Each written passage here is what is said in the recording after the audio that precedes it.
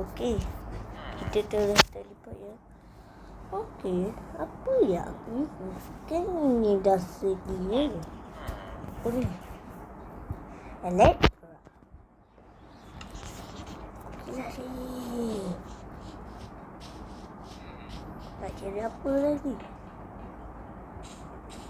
Uish, lupa lah nak duit. Tunggu. Minta mau. Patutlah aku dengar.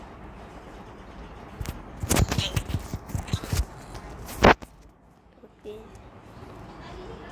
Dan tu saja. Terima kasih. Maaflah video kita kali ni paling penting sebab dia high. Itu sahaja. Terima kasih.